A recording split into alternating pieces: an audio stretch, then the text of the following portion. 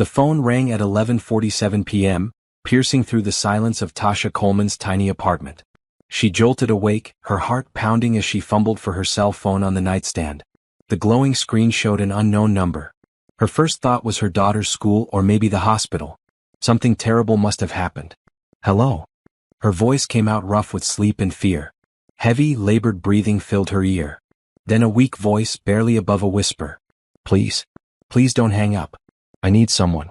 Anyone. Tasha sat up straighter, pushing her braids back from her face. The voice belonged to a man older, and he sounded like he was in serious pain. Sir, are you okay? Do you need me to call 911? I'm at the hospital already. A wet cough interrupted his words. Montgomery Memorial. Room 804. I don't want to die alone. Please. Tasha's throat tightened.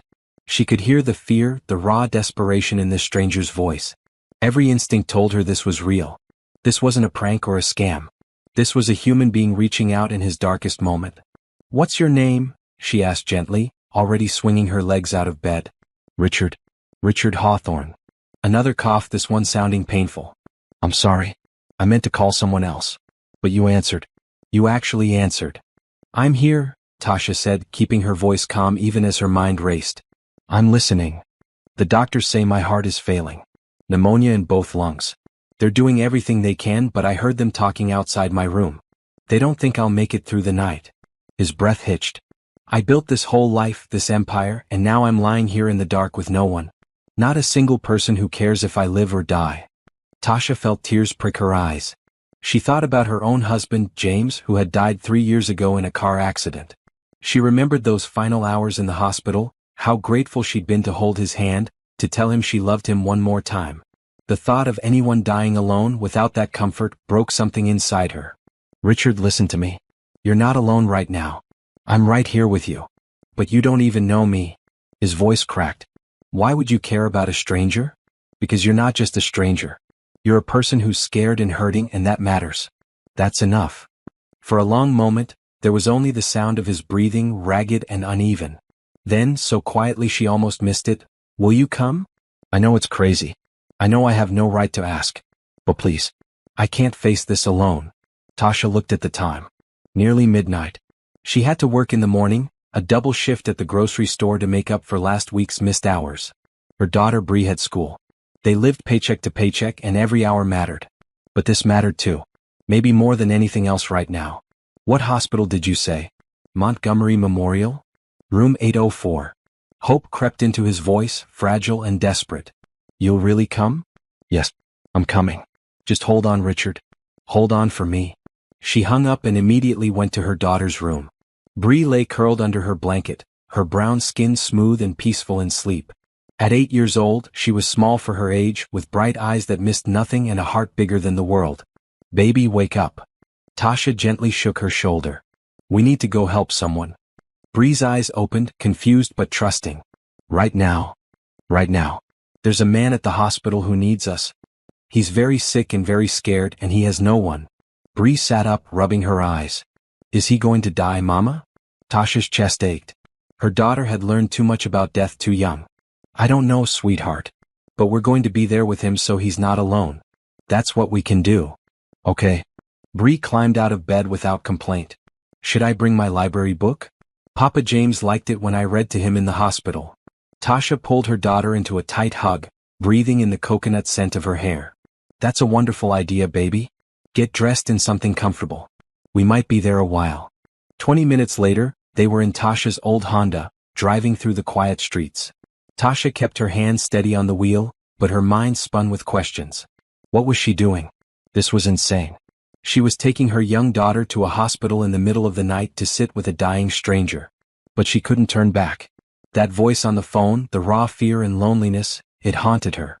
She thought about all the times after James died when she'd felt so alone, when the grief threatened to swallow her whole.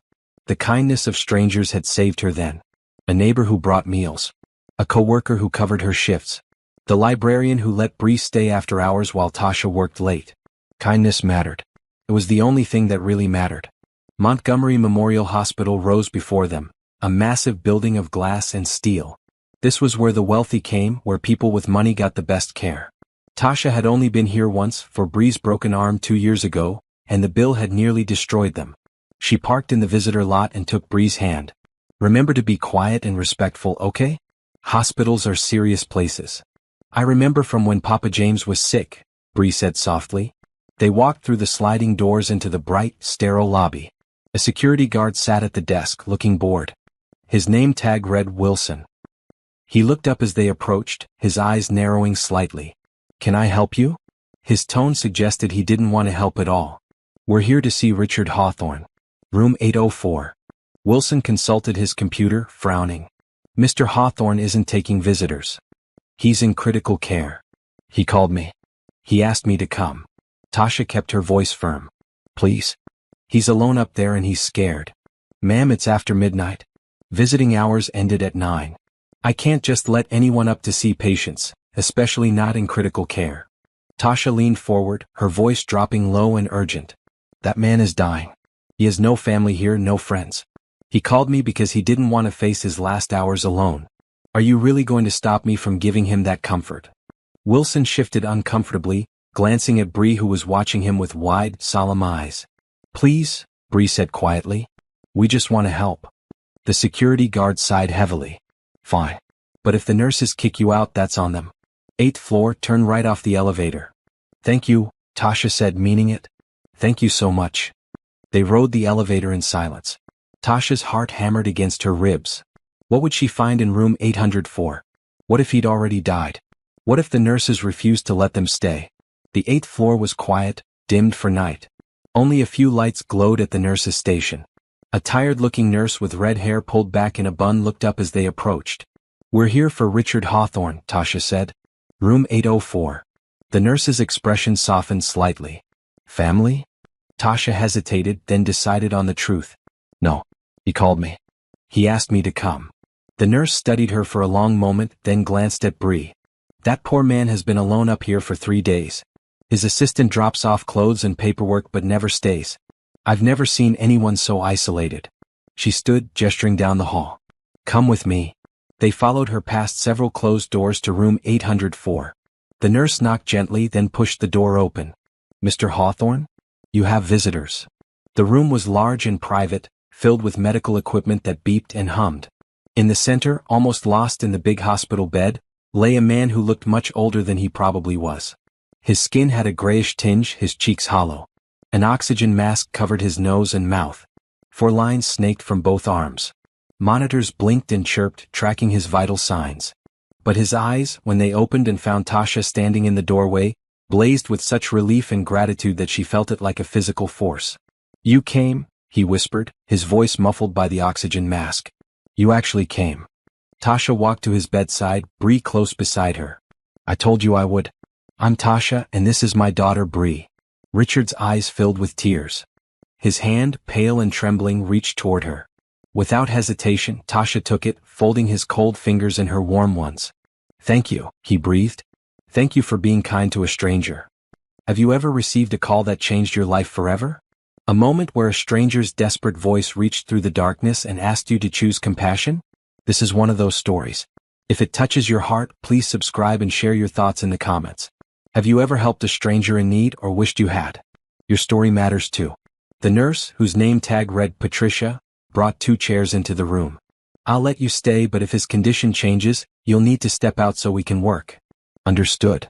Of course, Tasha said, settling into the chair beside Richard's bed. Bree climbed into the other chair, pulling her library book from her backpack. Patricia checked Richard's vitals, adjusting his 4 and making notes on her tablet. Your oxygen levels have actually improved in the last few minutes, she said, sounding surprised. Heart rate is more stable too. Richard's eyes remained fixed on Tasha. She could see him struggling to stay conscious, fighting against exhaustion and medication. His hand still gripped hers like she was the only thing keeping him tethered to life. Tell me about yourself, Tasha said softly after Patricia left. You said your name is Richard Hawthorne. What do you do? I run a company. Hawthorne Industries. We do tech manufacturing. His voice was barely audible through the oxygen mask. 50,000 employees worldwide. Billions in revenue. I spent my whole life building it. That's impressive, Tasha said. Is it? Richard's eyes closed briefly. I worked 16-hour days. Missed every holiday. Never married. Pushed away anyone who tried to get close. I told myself it was worth it, that the company mattered. But now I'm here and the company keeps running without me. No one even notices I'm gone. Bree looked up from her book. That's sad. Everyone should have people who notice them. Richard's gaze shifted to the little girl. How old are you, sweetheart? 8. I'm in 3rd grade. My teacher is Mrs. Patterson and she's really nice. She lets me help grade papers sometimes. Sounds like you're a good student. I try. Mama says education is important because it opens doors. Bree smiled at him. What was your favorite subject when you were in school? Math. I liked how numbers always made sense. They never lied or let you down. Richard coughed, his whole body shaking. Tasha reached for the cup of water on his bedside table, holding the straw to his lips. He sipped gratefully. People can let you down, Tasha said. But they can also lift you up. You just have to let them. I forgot how, Richard admitted. Or maybe I never learned. My parents divorced when I was 10. They spent the next 8 years fighting over me like I was another asset to be divided. When I turned 18, I left and never looked back. I swore I'd never need anyone. Everyone needs someone, Bree said matter-of-factly. That's what makes us human. Richard's laugh turned into another cough. You're very wise for 8 years old. She is, Tasha agreed, smoothing her daughter's hair. After her father died, she helped me more than I helped her. She gave me reasons to get up every morning. How did he die? Richard asked quietly. Car accident. Drunk driver ran a red light. James died instantly. He was on his way home from his second job. We were saving up to move to a better neighborhood, somewhere with good schools for Bree. Tasha's voice remained steady, though the pain never really faded. It's been 3 years. Some days are easier than others. I'm sorry, Richard said. That must have been devastating. It was. But I had Bree and I had friends who showed up. My neighbor Mrs. Chen brought food every day for 2 months. My coworker Paula covered my shifts until I could function again. The people at our church collected money to help with funeral costs. Tasha squeezed his hand gently. I learned that accepting help isn't weakness. It's being human. Richard was quiet for a long moment. The machines beeped steadily, marking time. Finally he spoke. I don't know how to do that. Accept help. I've spent so long being the one in control, the one with all the answers. Maybe that's why you're here, Tasha suggested. Maybe you needed to learn that it's okay to be vulnerable. That needing people doesn't make you weak. Mr. Hawthorne? A new voice interrupted. A young man in an expensive suit stood in the doorway holding a briefcase. He looked exhausted, his tie loosened and dark circles under his eyes. I'm sorry to intrude. I'm Jeremy Walsh, Mr. Hawthorne's personal assistant. Security called to say he had visitors. Come in, Richard said, his voice stronger than before. Jeremy entered hesitantly, his eyes taking in Tasha and Bree with obvious confusion. I don't mean to be rude, but who are you? I'm Tasha Coleman. Richard called me tonight. Jeremy's confusion deepened. Called you? Oh, why? Wrong number, Richard said. Best mistake I ever made. I've been trying to reach your family, Jeremy said, addressing Richard. Your sister Angela finally answered. She's in Seattle with her family. She said she'll try to come this weekend if her schedule allows. Richard's expression didn't change, but Tasha saw the hurt flicker in his eyes. If her schedule allows. Of course. I can keep trying other contacts, Jeremy offered weakly. Don't bother. The people on my contact list are business associates. They care about Hawthorne Industries, not about me. Richard paused, breathing heavily. You should go home, Jeremy. Get some sleep. Send any urgent documents to my email. I'll review them tomorrow. But sir, you're in critical condition. The doctors said. I know what the doctors said. But I'm not dying tonight. I have people here with me now.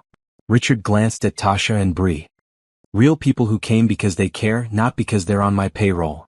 Jeremy looked like he wanted to argue but didn't. He nodded slowly. I'll check in tomorrow morning. Please call if you need anything. After he left, Richard turned back to Tasha. That boy works 90 hours a week for me. He's brilliant, ambitious, completely dedicated. And I don't know a single personal thing about him. Not if he's married, not what he does for fun, nothing. It's not too late to change that, Tasha said. Tomorrow when he comes back, ask him about his life. Really listen to the answer. You make it sound so simple. It is simple. People make it complicated. Tasha smiled. You're not a bad person, Richard. You're just someone who forgot how to connect. That's fixable. Bree yawned, covering her mouth with her hand. Tasha checked her phone. Nearly 2 in the morning. Baby, why don't you lie down on that couch? You need to sleep. But I want to stay awake with you and Mr. Richard, Bree protested even as her eyes drooped. I'll still be here when you wake up, Richard promised. Thank you for coming, Bree. It means more than you know. Bree walked to his bedside and gently patted his arm.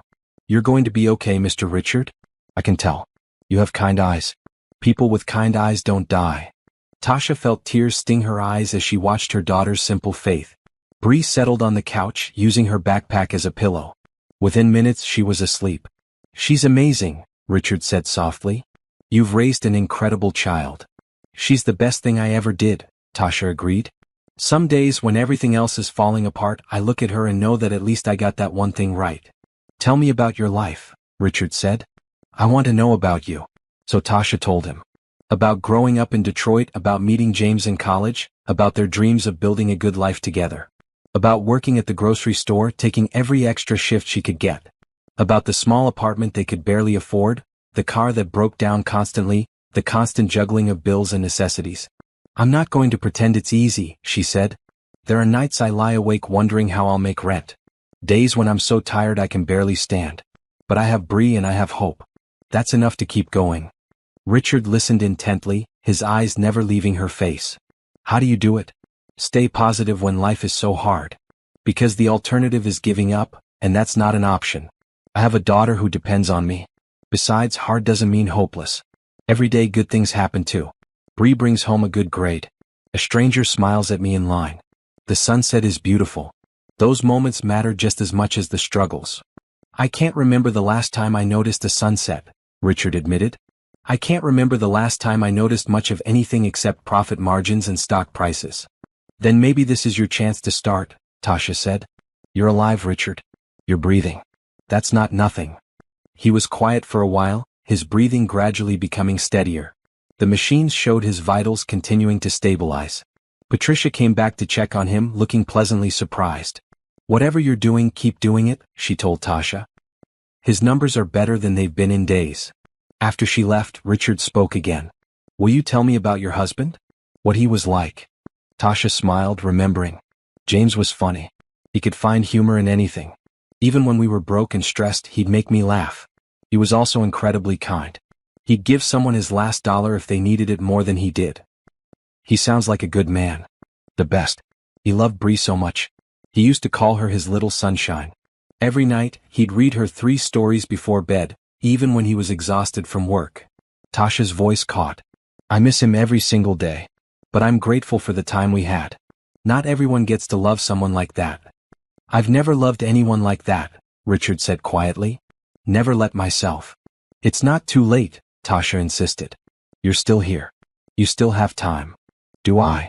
Richard's eyes searched hers. The doctors say my heart is barely functioning. The pneumonia has damaged my lungs. Even if I survive this, I'll never be the same.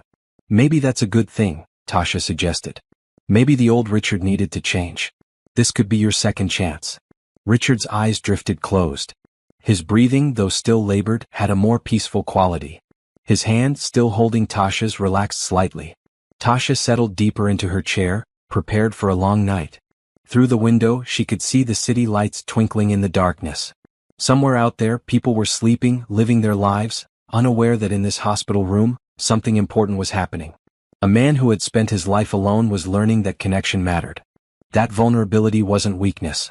That sometimes the wrong number was exactly the right call.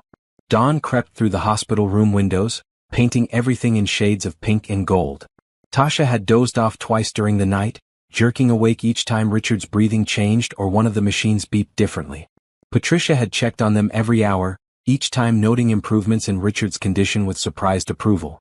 Bree stirred on the couch, rubbing her eyes. Mama? What time is it?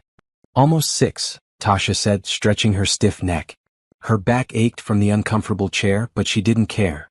Richard was still sleeping, his breathing easier than it had been when they arrived. Is Mr. Richard better? Bree asked, patting over in her socks. I think so, baby. His color is better and he's resting more peacefully. A new nurse came in, this one a tall man with gentle eyes named Marcus. He checked Richard's vitals, studied the monitors, and nodded with satisfaction. "Dr. Patterson will be pleased," he said. "Mr. Hawthorne's oxygen saturation has improved significantly overnight. His heart rhythm is more stable too." "That's wonderful," Tasha said, relief flooding through her. "Are you family?" Marcus asked, curiosity evident in his voice. "No. Just someone who cares." Marcus smiled. "Sometimes that's even better. I'll let the doctor know you're here. She'll want to examine him when he wakes up." After Marcus left, Bree opened her backpack and pulled out a package of crackers. "I brought snacks. Want some, Mama?" They shared the crackers quietly, watching Richard sleep. Tasha thought about her own life, about the double shift she was missing, about the bills waiting at home. She should feel anxious, stressed about the lost wages. But somehow, sitting here with this dying stranger who wasn't quite a stranger anymore, she felt peaceful. This was where she was supposed to be. Richard's eyes opened slowly. He blinked several times, confused, then focused on Tasha. A smile spread across his face. "You're still here. I thought maybe I dreamed you." "We're real," Bree assured him. "And you look better. Your face isn't as gray." Richard chuckled, then coughed. Tasha held water for him again. "Thank you. Both of you. I can't believe you stayed all night." "Where else would we be?" Tasha said simply. A knock at the door interrupted them. A woman in a white coat entered, carrying a tablet. She was middle-aged, with brown hair streaked with gray and intelligent brown eyes behind wire-rimmed glasses. "Good morning, Mr. Hawthorne. I'm Dr. Patterson. I've been overseeing your care." She glanced at Tasha and Bree with interest. "And you have visitors, I see." "This is Tasha and Bree Coleman," Richard said. "They saved my life." Dr. Patterson raised an eyebrow. "Well, we've certainly seen remarkable improvement in your condition overnight. Your vitals are significantly better than they were yesterday. Whatever happened, it's working." She conducted a thorough examination, listening to Richard's heart and lungs, checking his reflexes, asking questions about his pain levels. Throughout it all, she maintained a professional demeanor, but Tasha caught the hope in her eyes. "I have to say, Mr. Hawthorne, 24 hours ago I didn't think you'd make it through the weekend. Your pneumonia was severe, your heart was failing, and frankly, you seem to have given up." Dr. Patterson put her stethoscope away. "But something has changed. Your lungs are responding to the antibiotics now. Your heart rhythm has stabilized. You're engaging with people, which activates different parts of your brain and body." "So he's going to be okay?" Bree asked eagerly. Dr. Patterson smiled at her. "He's not out of danger yet, but his chances are much better than they were. We'll need to keep him here for at least another week, maybe 2. He needs rest, continued treatment, and apparently he needs people around him who care." "We care," Bree said firmly. "We'll stay with him." "Bree, sweetheart, you have school," Tasha reminded her gently. "And I have work." Richard's face fell. "Of course. You have your own lives.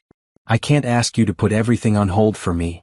Tasha saw the fear creep back into his eyes, the loneliness that had been there when they first arrived. She made a decision. "I'll figure something out. I can take some time off work. Bree can miss a few days of school." "I can't let you do that," Richard protested. "You said you work at a grocery store. You need that income. I heard what you said about struggling to make rent." "Some things are more important than money," Tasha said firmly. "Then let me help," Richard insisted. "Let me pay you for your time. Not as a transaction, but as a friend helping a friend. You're sacrificing your income to be here. The least I can do is make sure you don't suffer financially for your kindness." Tasha opened her mouth to refuse, then stopped. She remembered her own words from last night, about how accepting help wasn't weakness. How could she tell Richard it was okay to need people if she couldn't accept his help in return? "Okay," she said. "Thank you. That's very generous." Relief flooded Richard's face. "Jeremy, my assistant, will arrange everything. Just tell him what you need." Dr. Patterson watched this exchange with an approving smile. "Mr. Hawthorne, I'm going to write up new orders for your care plan. I want you walking the halls twice a day, eating regular meals, and continuing your medications. But most importantly, I want you to have visitors. Having people around you is clearly helping your recovery." After the doctor left, Patricia returned with breakfast trays. "I brought extra," she said with a wink. "Figured your guests might be hungry." They ate together, Richard managing to finish half his oatmeal and some fruit. It wasn't much, but it was more than he'd eaten in days according to the nurses. "Tell me about school, Bree," Richard said between bites. "What's your favorite subject?" "Reading," Bree answered immediately. "I love stories. My teacher says I read at a 6th grade level.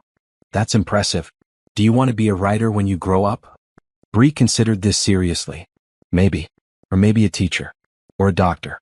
Mama says I can be anything I work hard enough to become. Your mama is right, Richard said. And smart. Never let anyone tell you your dreams are too big. Mr. Richard, can I ask you something? Bree's voice was hesitant. Of course. Why don't you have any family here? Everyone has family. Tasha started to intervene, but Richard held up his hand. It's okay. It's a fair question. He turned to Bree. I do have family. A sister named Angela. She lives in Seattle with her husband and 2 kids. But we haven't been close in years. I was always too busy with work to visit. Too focused on my company to remember birthdays or holidays. After a while we just stopped trying. That's sad, Bree said. Family is important. Even when they make you mad or annoy you, they're still family. You're right. I forgot that. Or maybe I never really understood it. Richard's voice grew thoughtful. My parents used me as a weapon against each other. Family wasn't a safe place for me growing up. So I decided I didn't need family at all. I was wrong. You could fix it, Bree suggested. You could call your sister and say sorry. Would she even want to hear from me after all these years? Only one way to find out, Tasha said. But maybe give yourself a few days to get stronger first. Focus on healing. The rest can come later. Jeremy arrived around 10, looking more rested than he had the night before. He carried a briefcase and a garment bag. Good morning, Mr. Hawthorne. I brought fresh clothes and the documents you requested. He nodded politely to Tasha and Bree. I also made the arrangements you texted me about this morning. Thank you, Jeremy. Before you go, I want to ask you something. How long have you worked for me? Jeremy looked surprised by the question. 3 years next month, sir. And in those 3 years, I've never once asked about your personal life. That changes now. Tell me about yourself. Are you married? Do you have family? Jeremy's confusion was evident. I'm engaged, sir. To my girlfriend Lauren. We're getting married next June. Congratulations. That's wonderful. Tell me about her. For the next 20 minutes, Jeremy talked about Lauren, about their relationship, their wedding plans, their hopes for the future. Richard listened attentively, asking questions, showing genuine interest. Tasha watched this interaction with satisfaction. He was learning. Slowly but learning. After Jeremy left, Richard turned to Tasha. That felt good. Seeing him as a person instead of just an employee. I've wasted so much time. You haven't wasted it, Tasha corrected. You've just spent it differently.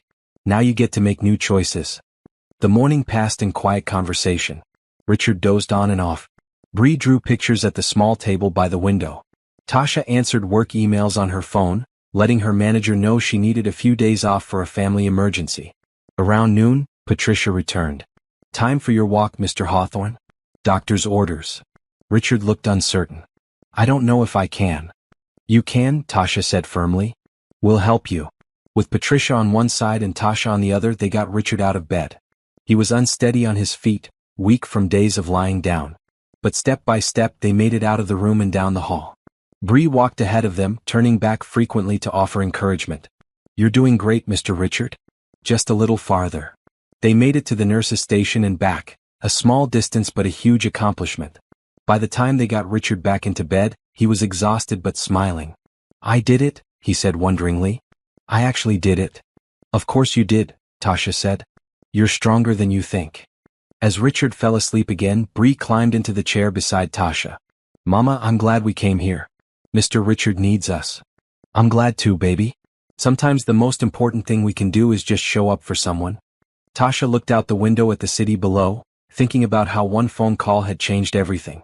How saying yes to a stranger's desperate plea had led them here, to this moment, to this unexpected connection. She didn't know what would happen next. But she knew, deep in her heart, that they were exactly where they needed to be. That afternoon, Tasha called her neighbor Mrs. Washington to explain the situation. The older woman, who had known the Colemans since they moved into the building, immediately offered to water Tasha's plants and collect their mail. You're doing a good thing, honey, Mrs. Washington said warmly. The Lord put that man in your path for a reason. You follow where your heart leads. By evening, Richard was more alert. The nurses encouraged him to sit up in a chair for dinner instead of eating in bed. Tasha helped him make the short journey from bed to chair, noticing how he gripped her arm for support. I used to run marathons, Richard said with a rueful laugh. 10 years ago I ran the Boston Marathon. Now I can barely walk across a room. You'll get stronger, Tasha assured him. It takes time. Dinner arrived, and this time Richard managed to eat most of his meal. Bree entertained them with stories from school, describing her classmates with vivid detail. There's this boy named Tyler who thinks he's so cool because he can burp the alphabet.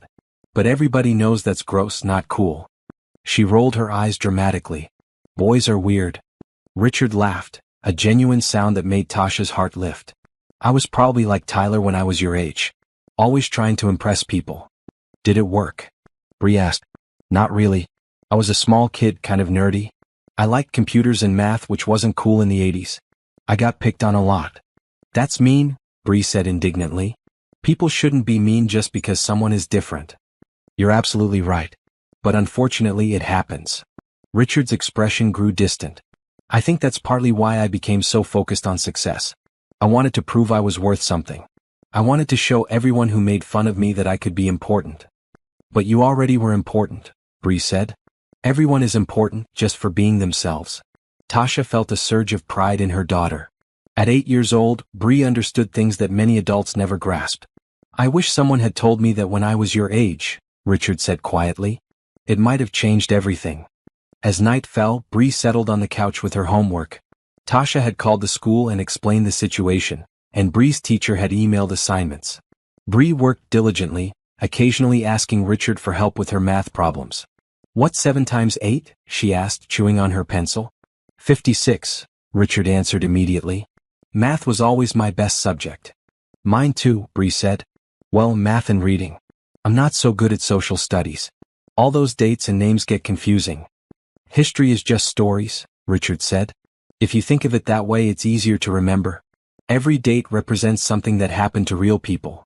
They worked through her homework together, Richard explaining concepts in ways that made sense to an 8-year-old.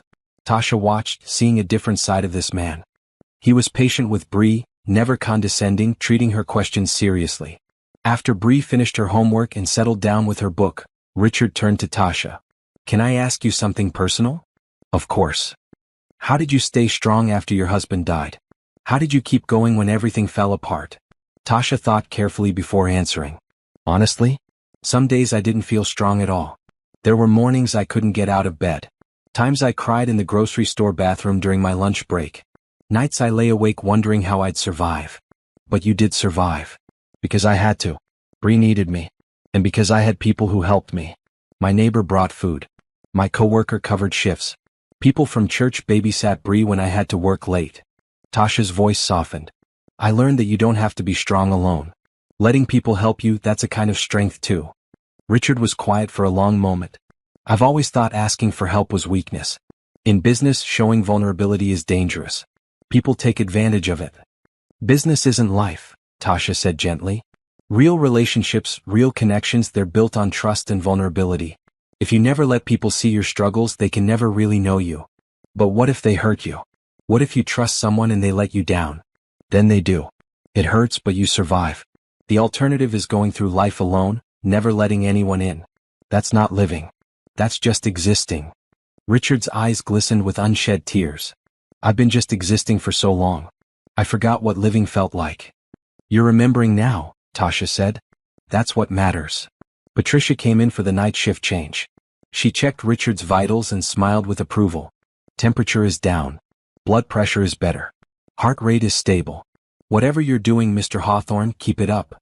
After she left, Richard asked, tell me more about James. I want to understand what real love looks like. So Tasha told him. About how she and James met in a college library, both reaching for the same book. About their first date at a cheap diner where they talked for 6 hours. About the tiny apartment they shared after graduation, furnished with hand-me-downs and yard sale finds. We didn't have money, Tasha said. But we had each other.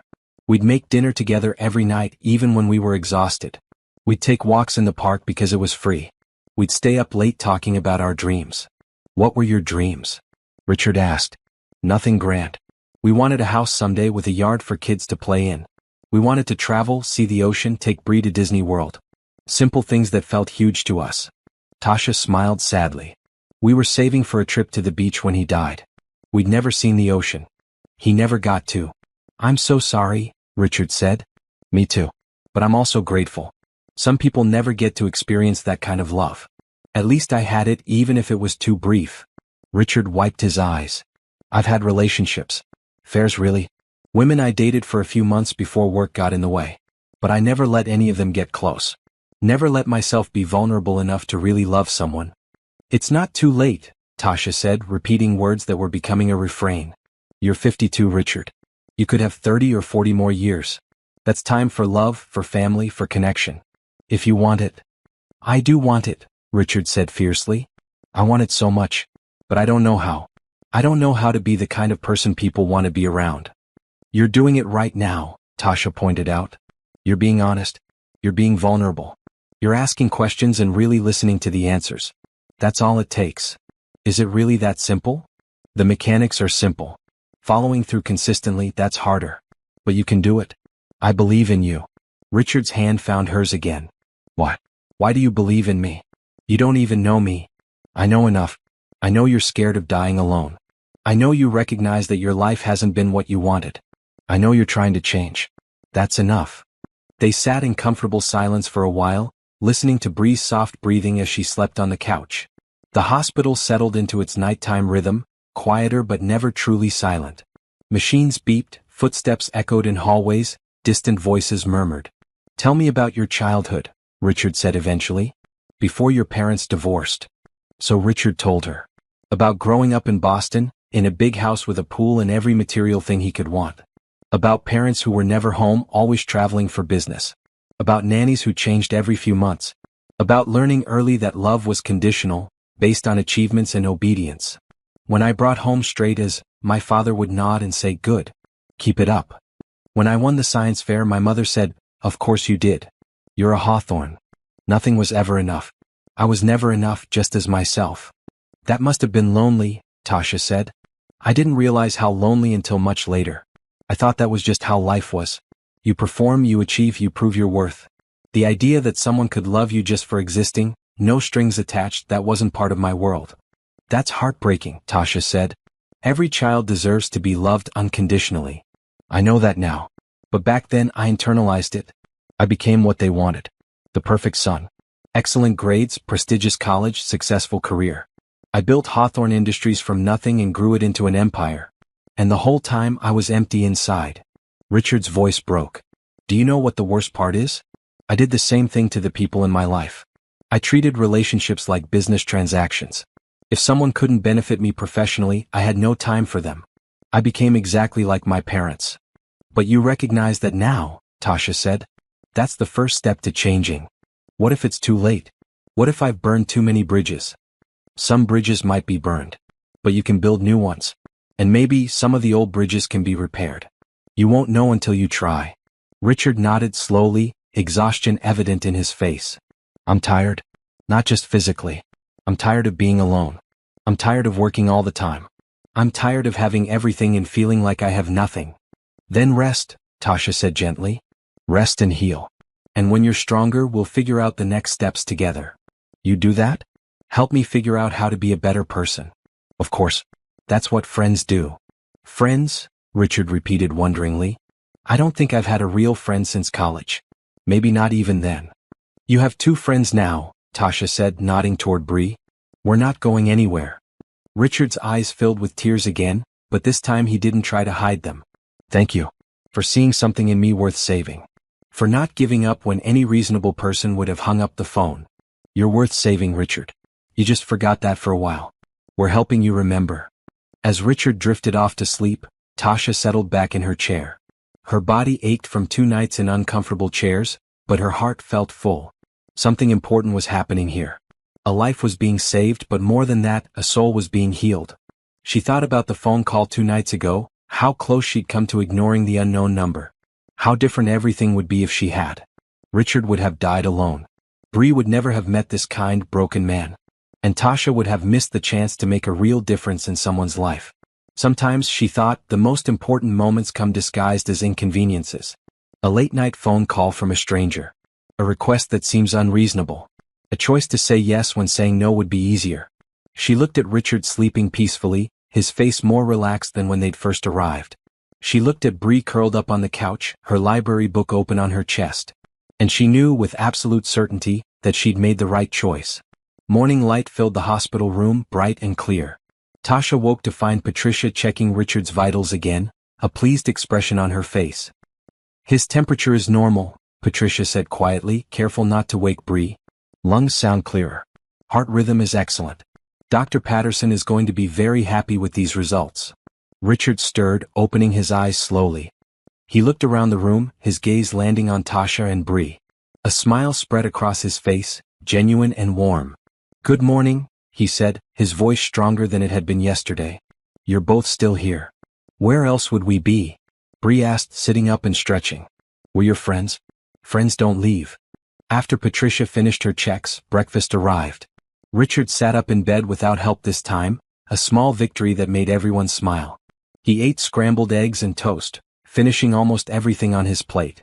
"I'm actually hungry," he said with wonder. "I can't remember the last time I felt hungry." "That's a very good sign," Patricia said. "Your body is healing. Keep eating well and following the treatment plan, and you'll be out of here before you know it." Jeremy arrived at 9, carrying Richard's laptop and more paperwork. But before he could launch into business, Richard stopped him. "Jeremy, sit down for a minute. Tell me how the wedding planning is going. Have you and Lauren picked a venue?" Jeremy looked startled but pleased. He sat in the chair by the window and talked about venue shopping, about Lauren's vision for the ceremony, about his own nervous excitement. Richard listened intently, asking questions, offering congratulations. Tasha watched this interaction with satisfaction. Richard was trying. He was making an effort to connect, to see the people around him as humans rather than employees. It wasn't smooth or natural yet, but it was genuine. After Jeremy left, Dr. Patterson arrived for morning rounds. She examined Richard thoroughly, asking questions about his pain levels, his breathing, his energy. "Remarkable," she said, shaking her head. "Mr. Hawthorne, I've been practicing medicine for 25 years, and I've never seen someone bounce back from severe pneumonia and heart failure this quickly. Your lab results are almost normal. Your lung function has improved dramatically. Your heart is beating strong and steady. So I'm going to live?" Richard asked, half joking, half serious. "If you continue at this rate, yes. You'll need to stay here at least another week for monitoring and continued treatment. And you'll need to make significant lifestyle changes after discharge. But barring any setbacks, you should make a full recovery." Richard's eyes filled with tears. "I thought I was dying. I was so sure this was the end." "You were very sick," Dr. Patterson acknowledged. "But something changed. Having people around you who care, that made all the difference. The mind and body are connected in ways we don't fully understand. When you have reasons to live, your body fights harder." After the doctor left, Richard turned to Tasha. "I need to do something for you both. Something meaningful. Please, let me help you the way you've helped me."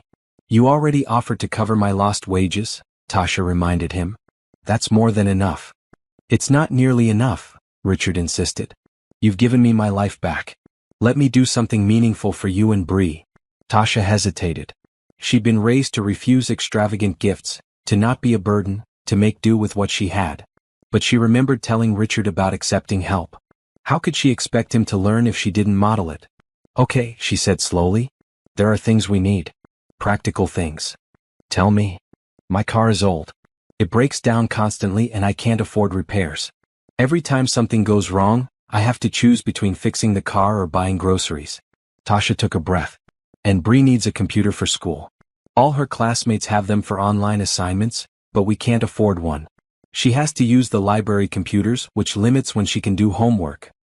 "Done," Richard said immediately. "Jeremy will arrange everything. A reliable car, a good computer, whatever else you need." "Richard, that's too much," Tasha protested weakly. "It's not enough. It's barely anything." Richard's voice was firm. "Please let me do this. You've given me something priceless. Let me give you something practical in return." Tasha felt tears prick her eyes.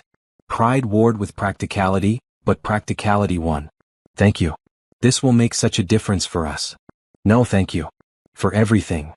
Bree, who had been listening quietly, spoke up. "Mr. Richard, can I ask you something?" "Anything, sweetheart." "When you get better and leave the hospital, will we still be friends?" Richard's face softened. "Absolutely. I'd like that very much." "Good. Because you need friends. And Mama and I are really good at being friends." The morning passed in comfortable companionship. Bree worked on her homework while Richard offered help and encouragement. Tasha made phone calls, arranging for Mrs. Washington to keep checking on their apartment, updating Bree's teacher on their situation. Around lunchtime, Patricia returned with a wheelchair. "Time for your walk, Mr. Hawthorne. But today we're going farther. Down to the atrium on the first floor. There's sunshine and plants and I think it would do you good." With Tasha and Patricia's help, Richard moved from the bed to the wheelchair. He looked frustrated by his weakness but didn't complain. They made their way through the halls, Bree walking ahead and describing everything she saw. The atrium was beautiful, filled with natural light streaming through tall windows. Plants in large pots created a small garden. A fountain burbled in the center. Several other patients sat in wheelchairs or on benches, enjoying the change of scenery. They found a spot by the fountain. Richard closed his eyes, tilting his face toward the sun. "I can't remember the last time I felt sunlight," he said. "My office has windows but I never open the blinds. Too much glare on the computer screen." "The sun is important," Bree said sagely. "It gives us vitamin D. We learned that in science class." They sat there for 30 minutes, soaking in the warmth and light. Other patients smiled and nodded at them. An elderly woman in a wheelchair stopped to admire Bree's colorful jacket. "What a beautiful child," she said to Tasha. "And so well behaved. My grandchildren would be running around like wild animals." "Thank you," Tasha said, pride evident in her voice. "She's my greatest blessing." On the way back to the room, they passed a small waiting area where a young woman sat crying quietly. She looked to be in her mid-20s, her face blotchy and red. Richard noticed her distress. "Excuse me," he called out. "Are you all right?" The young woman looked up, startled.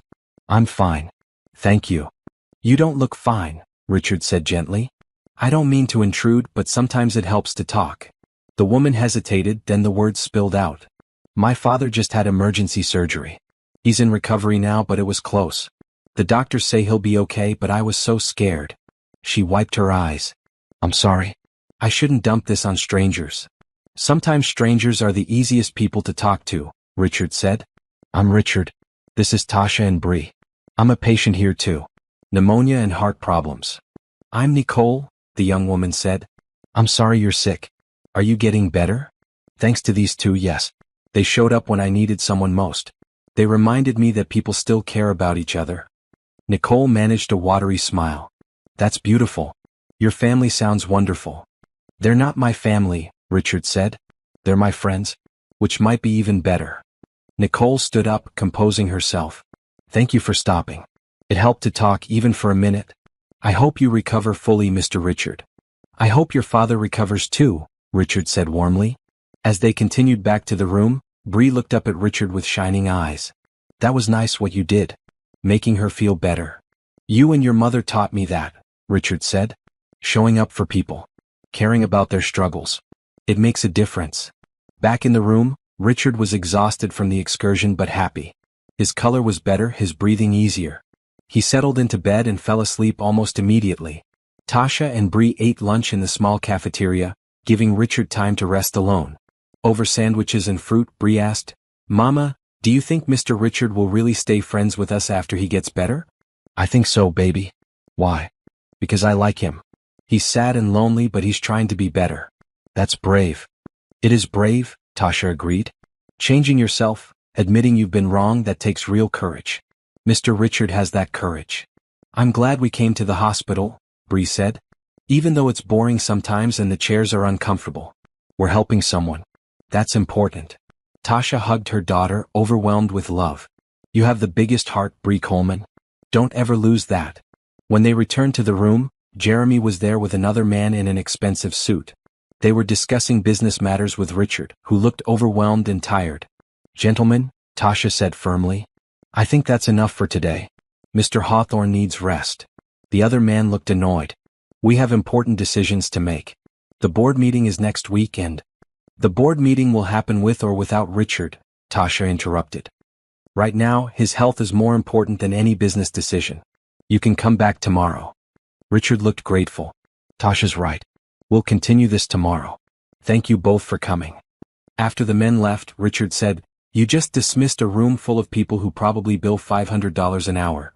"I don't care if they bill $5,000 an hour," Tasha said. "You're still recovering. You need rest, not stress.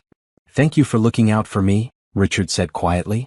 No one has done that in a very long time. As evening fell, they settled into their routine. Bree did homework while Richard helped. Tasha checked emails and texts, staying in touch with her job and making sure everything was okay at home. Nurses came and went, checking vitals, administering medications, offering encouragement. At dinner time, Patricia brought meals for all three of them. Hospital policy doesn't usually allow this, she said with a wink. But Dr. Patterson approved it. She says your presence is part of Mr. Hawthorne's treatment plan. They ate together, talking about everything and nothing. Richard told stories about building his company, about the early days when success wasn't guaranteed. Bree talked about her favorite books and her dream of writing her own stories someday. Tasha shared memories of James, happy memories that made them all smile. He sounds like he was a wonderful man, Richard said. I wish I could have met him. He would have liked you, Tasha said. James believed everyone deserved a second chance. He would have been proud of what you're doing, trying to change your life. As they cleared away the dinner trays, Richard said, I want to call my sister. Will you stay while I do it? I might need moral support. Of course, Tasha said. Richard picked up his phone with trembling hands. He found Angela's number and hit call. It rang 4 times before a woman's voice answered. Hello? Angela? It's Richard. A long pause. Richard? Why are you calling? I'm in the hospital. I've been very sick. Pneumonia and heart problems. Richard's voice shook. I almost died, Angela.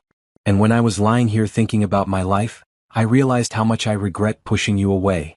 Another pause. When Angela spoke again, her voice was softer. Are you okay now? I'm getting better. Thanks to some very special people who showed me that it's not too late to change. Richard glanced at Tasha and Bree. I know I have no right to ask this, but I'd like a chance to be your brother again. Really be your brother, not just someone you share DNA with. Tasha heard Angela's voice crack. I'd like that too. I've missed you, Richard. Even when I was angry, I missed you. They talked for 20 minutes, carefully navigating years of distance and hurt. Angela shared photos of her kids over video call. Richard promised to visit once he was recovered. When they finally hung up, Richard was crying, but they were happy tears. I did it, he said wonderingly. I actually did it. You did, Tasha confirmed. I'm so proud of you. As night settled over the hospital, Richard fell into a peaceful sleep. Tasha and Bree settled into their usual spots, comfortable in this routine they developed. Through the window, the city lights twinkled like stars. Tasha thought about small acts of kindness, about how they could ripple outward in unexpected ways. Answering a phone call, staying with a stranger, offering comfort and hope. Such simple things, but they were changing a life. Maybe she thought they were changing her life too. Reminding her that she was strong, capable, and able to make a real difference. That her compassion wasn't weakness but power. She fell asleep that night with a smile on her face, grateful for wrong numbers and second chances. The next few days fell into a comfortable rhythm. Richard's health continued to improve, his strength returning gradually. He walked the halls twice a day now, needing less support each time. His appetite returned fully, and he complained good-naturedly about the bland hospital food. I'd give anything for a real burger, he said one afternoon. With bacon and cheese and all the fixings. Soon, Tasha promised. Once you're out of here, we'll get you the biggest burger in the city. Bree had become a fixture in the hospital ward. The nurses knew her by name, greeting her cheerfully when she arrived each morning. Other patients looked forward to her visits, her cheerful energy brightening the sterile environment. One morning, Bree asked Richard about his company. What exactly does Hawthorne Industries do? We manufacture components for electronics, Richard explained. Computer chips, circuit boards, things like that. We supply parts to companies that make phones, laptops, tablets. So you help make the stuff that makes other stuff work? Bree asked. Exactly. We're behind the scenes but essential. That's cool. Do you like it? Richard considered this. I used to. Or I thought I did. But somewhere along the way it stopped being about creating something useful and started being about making more money, beating competitors, growing bigger. The joy got lost. Maybe you can find it again, Bree suggested. When you're better. Maybe I can, Richard agreed. That afternoon Jeremy arrived with a surprise. Mr. Hawthorne, I took the liberty of bringing your sketchbook. I found it in your desk drawer. I thought maybe you'd want it. Richard's eyes widened. I forgot about that. Thank you, Jeremy. After Jeremy left, Tasha asked, You draw? I used to. Back in college. I loved it. Richard opened the sketchbook, revealing page after page of detailed drawings. Landscapes, buildings, people. I gave it up when I started the company. Told myself I didn't have time for hobbies. These are beautiful, Tasha said, examining the sketches.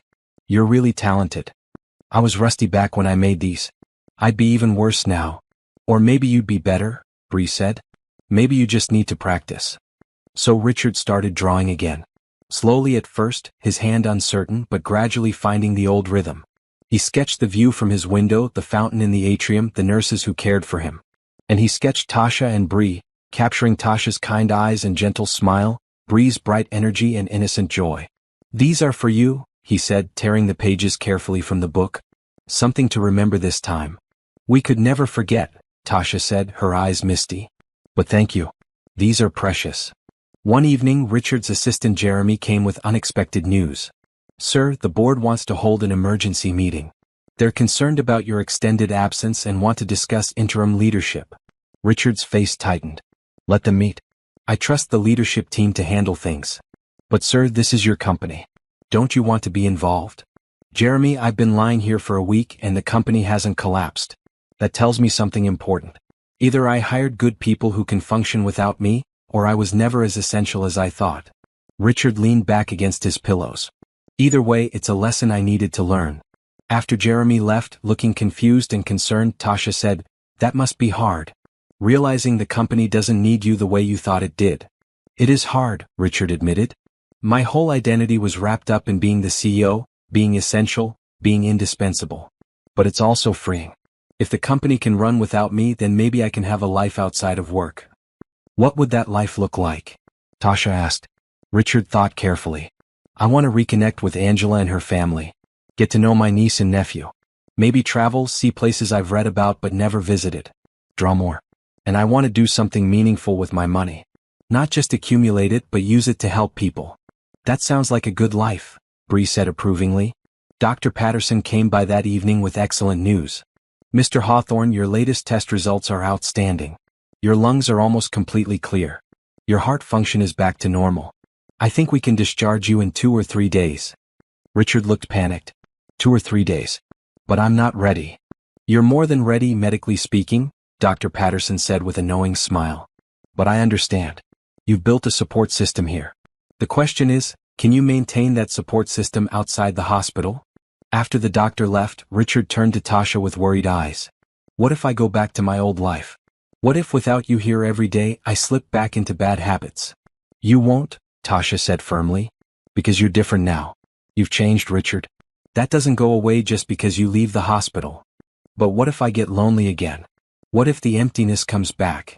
Then you call us, Tasha said simply. You reach out. You remember that you're not alone anymore. You have people who care about you. Will you really stay in touch? Richard asked, his vulnerability showing. After all this is over, when you go back to your normal life? Of course we will, Bree said indignantly. We're friends. Friends don't just disappear. That night, unable to sleep, Richard and Tasha talked late into the night. Bree had fallen asleep on the couch, her soft snores a comforting background noise. Tell me about your hopes for the future, Richard said. What do you want for yourself and Bree? Tasha smiled. I want Bree to have opportunities one never had. I want her to go to college, to pursue her dreams without being held back by money.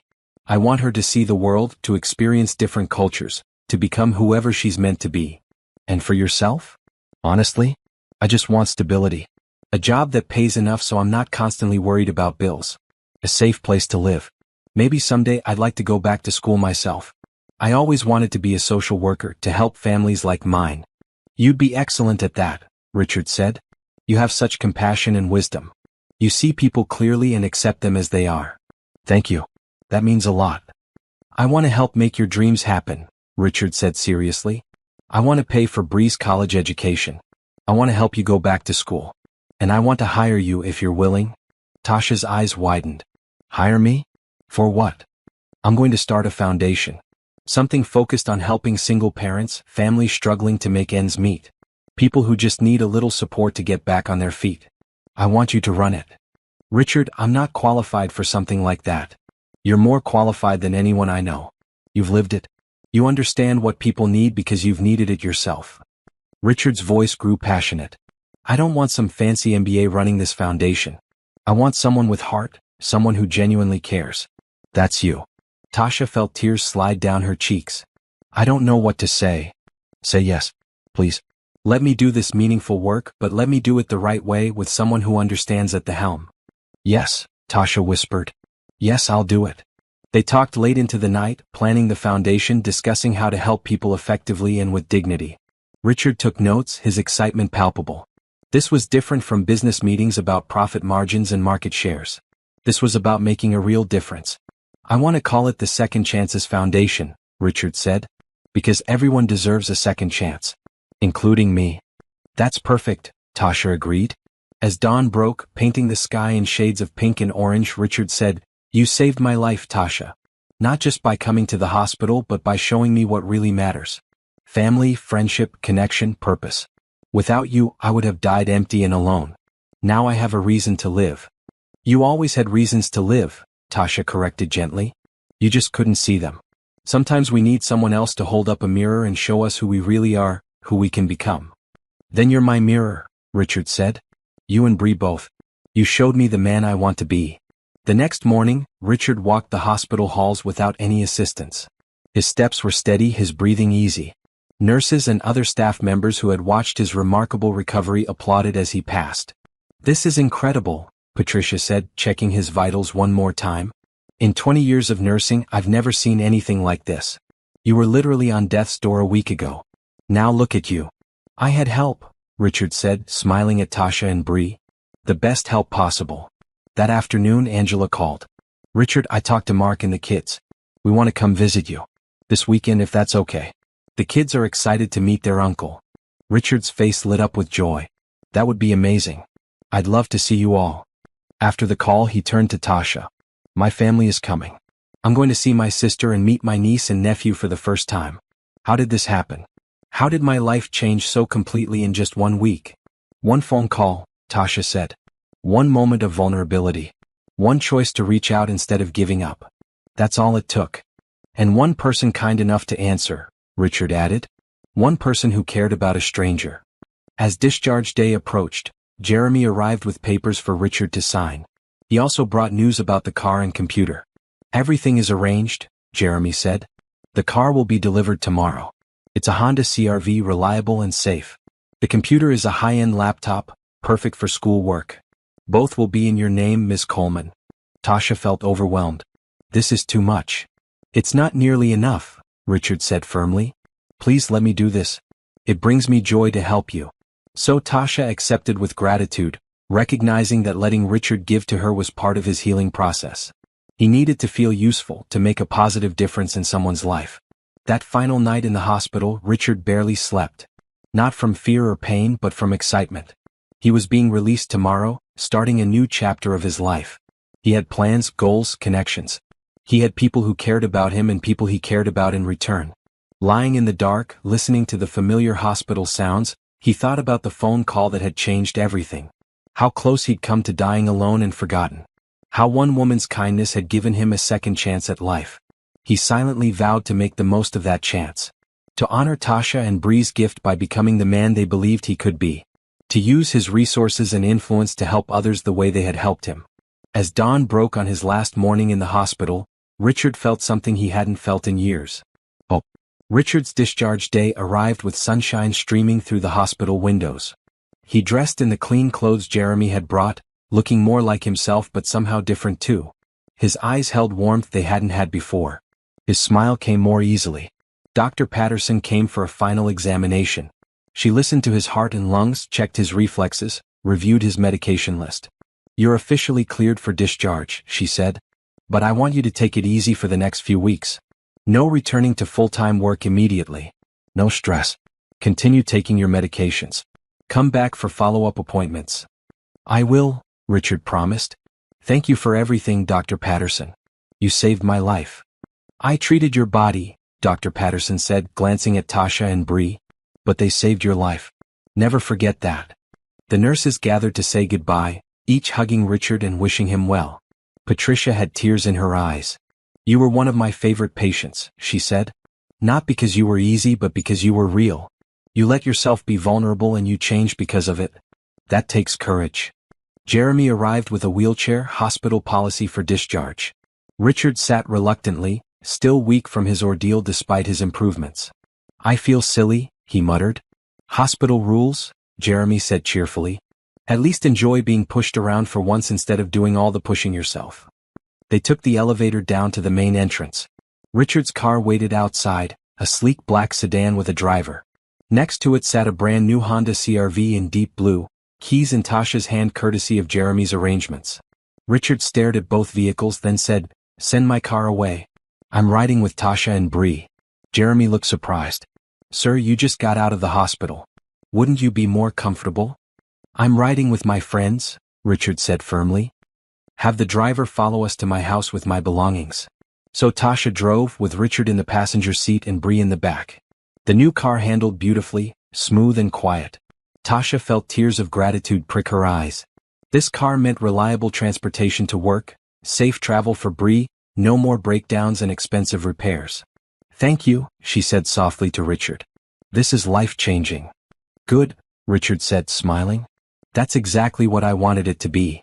They drove to Richard's house, a massive modern structure in an exclusive neighborhood. All glass and steel and clean lines, it looked more like a museum than a home.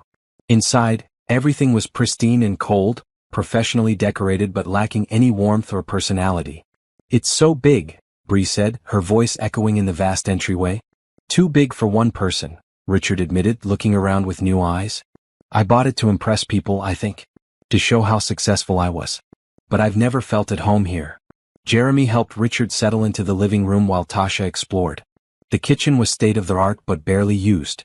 The home office was cluttered with paperwork and computer equipment. The bedrooms were sparse and impersonal. The whole place felt empty despite being filled with expensive furniture and artwork. "You need some color in here," Bree announced. "And pictures. Home should have pictures of people you love." "I don't have any pictures," Richard said quietly. "I never took any. I was never anywhere I wanted to remember." "Then we'll make new memories," Tasha said. "Starting now." She pulled out her phone and took a photo of Richard, Bree and herself, all three of them smiling on Richard's enormous white couch. "There. Your first family photo." Richard stared at the image, his eyes filling with tears. "Family photo," he repeated. "I like the sound of that." Over the next few days, Richard adjusted to being home. Tasha and Bree visited daily, bringing warmth and life to the cold house. Bree drew pictures that Richard hung on his refrigerator. Tasha helped him sort through years of accumulated paperwork, organizing his life. They cooked meals together in his underused kitchen. Simple things like spaghetti and salad, but prepared with laughter and conversation. Richard was a terrible cook, but he tried hard, following Tasha's instructions with endearing concentration. "I've had private chefs prepare gourmet meals for me," Richard said one evening, twirling spaghetti on his fork. "But nothing has ever tasted as good as this." "That's because you made it yourself," Bree said wisely. "Food tastes better when you make it with people you love." The doorbell rang one Saturday afternoon. Richard answered to find Angela standing there with her husband Mark and two children.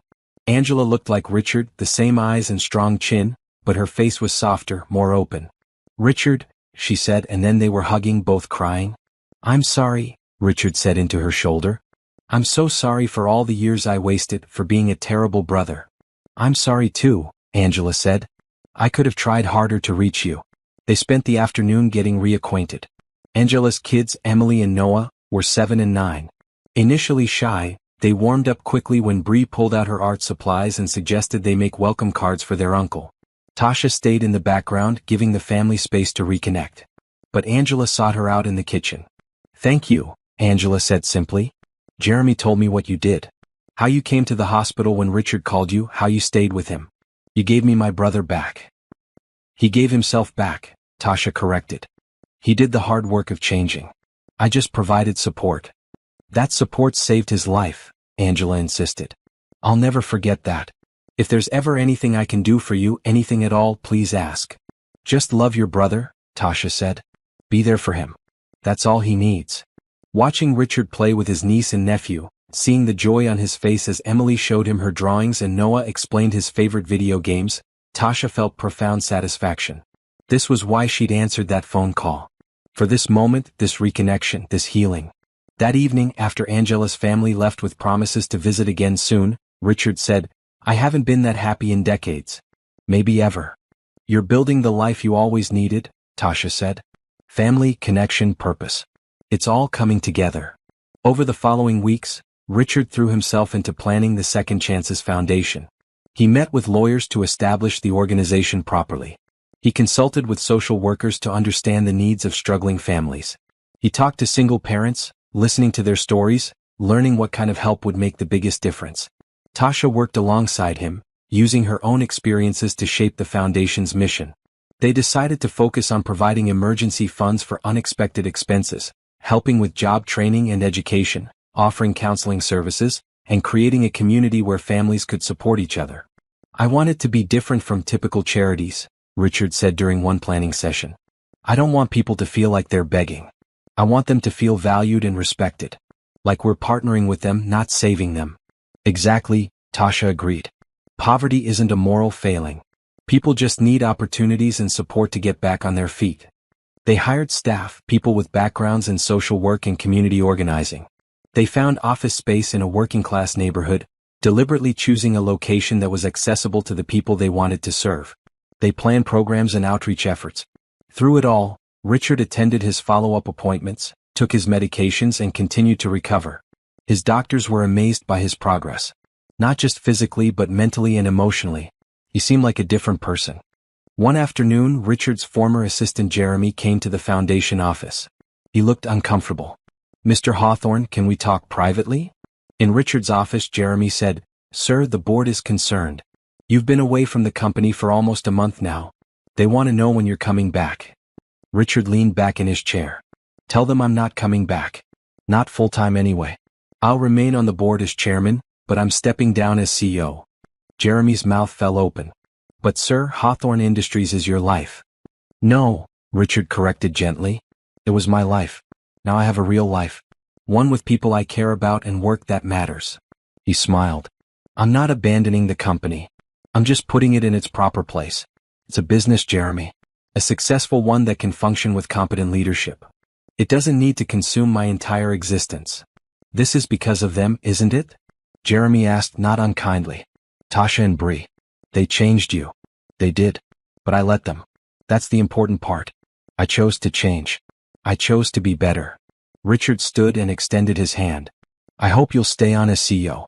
You've been running things brilliantly in my absence. You care about the company and the employees. You're the right person for the job." Jeremy shook his hand, looking stunned. "I don't know what to say." "Say yes. And then go home at a reasonable hour every night. Spend time with Lauren. Plan your wedding. Build a life outside of work. Don't make my mistakes." After Jeremy left, Tasha came into the office. "I'm proud of you. That took courage, stepping back from something that defined you for so long." "It doesn't define me anymore," Richard said. "I'm learning that I'm so much more than my job title or my bank balance. I'm a brother, an uncle, a friend. And soon I'll be someone who runs a foundation that helps people. That's a better legacy than any company." That weekend, Richard invited Tasha, Bree, Angela's family, and several foundation staff members to his house for a gathering. The cold, empty house was transformed with balloons, streamers, and Bree's artwork. They cooked together, filling the kitchen with warmth and laughter. Kids ran through the halls. Adults talked and joked. Music played. Standing in his living room, surrounded by people who genuinely cared about him, Richard felt whole for the first time in his life. Not perfect, not finished healing, but genuinely happy. "Thank you," he said, raising a glass. Everyone quieted. 3 months ago, I was dying alone in a hospital, convinced my life had been a waste. Then I made a phone call. Wrong number, right person. He looked at Tasha and Bree, his eyes bright with tears. "You saved me. Not just my body but my soul. You showed me what matters. You taught me how to live." "You taught yourself," Tasha said. "We just held up the mirror. Then thank you for the mirror. Thank you for your patience and kindness. Thank you for not giving up on me." Richard's voice shook with emotion. "I spent 52 years building walls. You helped me tear them down. I'll spend the rest of my life grateful for that gift." Everyone raised their glasses, cheering and crying. Bree ran to Richard and hugged him tight. "We love you, Mr. Richard," she said simply. "I love you too," Richard said, hugging her back. "Both of you. More than I knew it was possible to love anyone. As the party continued around them, Tasha watched Richard interact with his guests. He listened attentively when people spoke. He laughed easily. He was present and engaged. This wasn't the hollow, desperate man who had called her that night. This was someone reborn, someone who had found his purpose. She thought about how one phone call had changed multiple lives. How saying yes to a stranger's plea had created ripples that kept spreading outward. How kindness and compassion could literally save a life and transform a soul. What would you do if a stranger called you in their darkest hour? Would you have the courage to say yes to someone else's pain? These are the moments that define us. If this story touches your heart, please subscribe and share your thoughts in the comments. Have you ever been that stranger who needed help or the person who answered the call? The Second Chances Foundation officially opened 2 months after Richard's discharge from the hospital. They held a modest ribbon-cutting ceremony, just staff and a few local community members. No press, no fanfare. Richard wanted the focus to be on the work, not on him. The foundation office was warm and welcoming. Comfortable chairs, soft lighting, children's play area in the corner. Everything designed to make people feel safe and respected, not judged or desperate. Tasha had hired a small but dedicated staff. Angela volunteered to help with administrative work. Even Jeremy came by regularly, offering business expertise and helping with financial planning. Their first client was a woman named Teresa, 34 years old with 3 kids. Her car had broken down and she couldn't afford repairs. Without transportation, she would lose her job at the nursing home where she worked night shifts. Tasha met with Teresa in a private office, listening to her story without judgment. Teresa cried as she explained her situation, ashamed of needing help. "There's no shame in needing support," Tasha said gently. "Life throws challenges at all of us. The only difference is some people have resources and safety nets. Others don't. That's not your fault." The foundation paid for Teresa's car repairs and provided 3 months of assistance with her car insurance. They also connected her with a financial counselor to help her build savings and plan for future emergencies. "I don't know how to thank you," Teresa said, tears streaming down her face. "You saved my family." "Pay it forward," Tasha said. "Someday when you're able, help someone else. That's all the thanks we need." Word spread quickly through the community. More people came, each with their own story. Single mothers struggling with childcare costs. Families facing eviction after unexpected medical bills. People who needed job training or education but couldn't afford it. The foundation helped them all. Not with judgment or conditions, but with dignity and respect. They provided emergency funds, connected people with resources, offered counseling and support. Richard was there every day, meeting clients, listening to stories, understanding the real impact of poverty and struggle. It broke his heart and filled it at the same time. "I had no idea," he said to Tasha one evening after a particularly difficult day. "I knew poverty existed intellectually, but I didn't understand it. Not really. The stress, the impossible choices, the constant fear. How do people survive it?" "The same way I did," Tasha said. "One day at a time. With help from good people and a lot of hope." Richard threw himself into the foundation work with the same intensity he'd once brought to his business. But this felt different. Every person helped, every family stabilized. It mattered in a way profit margins never had. He also maintained his relationships. Weekly dinners with Angela's family became routine. He attended Emily and Noah's school events, cheering from the audience like any proud uncle. He called his sister regularly just to talk, to stay connected. And he saw Tasha and Bree almost daily. They'd become such an important part of his life that he couldn't imagine his days without them. Bree did her homework at the foundation office after school. Tasha and Richard strategized about programs and outreach. They felt like family. One Saturday, Richard suggested a trip. "Let's go to the beach. Tasha, you said you and James never made it to the ocean. Let's go." They drove 2 hours to the coast, the new CRV handling the highway perfectly. Bree chattered excitedly the whole way, asking questions about the ocean, about fish and waves and sand. When they crested the final hill and the ocean came into view, vast and blue and endless, Tasha pulled over. She sat there for a long moment, staring at the water, tears streaming down her face. "We were supposed to see this together," she whispered. "James and me and Bree. It was our dream." Richard reached over and squeezed her hand. "He's here. In spirit. I believe that." They spent the day on the beach. Bree ran through the waves, shrieking with joy. Tasha walked along the shore, letting the water lap at her feet, feeling connected to James somehow. Richard collected shells, his sketching supplies in hand, capturing the beauty around them. They ate fish and chips from a beachside stand, sitting on a blanket and watching the sunset paint the sky in brilliant oranges and pinks. "This is perfect," Bree said, leaning against Tasha. "I wish we could stay here forever." "We'll come back," Richard promised. "Whenever you want. This can be our place." Driving home in the darkness, Bree fell asleep in the back seat. Tasha and Richard talked quietly, the kind of comfortable conversation that comes from deep friendship. "I've been thinking about something," Richard said. "You and Bree are living in that small apartment, working constantly, struggling to make ends meet. And I have this enormous house with 6 empty bedrooms." "Richard," Tasha said warningly, "just hear me out. What if you moved in? Not as a charity case but as family. You could have your own space, your own privacy. But Bree would have a yard to play in. You wouldn't have to worry about rent. You could save money, go back to school like you wanted." "We can't accept that," Tasha protested. "It's too much." "Why is it too much? I have the space. You need housing. We spend almost every day together anyway. This just makes practical sense." Richard glanced at her. "Please, let me do this. Not as an obligation but because I want to. Because you're family now." Tasha was quiet for a long time. The practical side of her brain screamed yes. Free housing, a safe neighborhood, a yard for Bree. She could save money, plan for the future, maybe even go back to school like she'd always dreamed. But accepting felt overwhelming. She'd worked so hard to be independent, to take care of herself and Bree without relying on anyone. Accepting this much help felt scary. Then she remembered her own words to Richard in the hospital. About how accepting help wasn't weakness. About how letting people in was being human. "Okay," she said softly. "Yes. Thank you." Richard's smile lit up the dark car. "Really? You'll do it?" "We'll do it. But I'm paying utilities and groceries. And I'm still working at the foundation full-time. This is a partnership, not charity." "Deal," Richard agreed immediately. They moved in 2 weeks later. Richard had prepared a whole wing of the house for them. Tasha got a large bedroom with an attached bathroom and a small sitting area. Bree got her own room, which Richard had helped her decorate in purples and blues, her favorite colors. "This is like a palace," Bree breathed, spinning in circles in her new room. "I can't believe this is ours." The house transformed with their presence. Tasha's cooking filled the kitchen with delicious smells.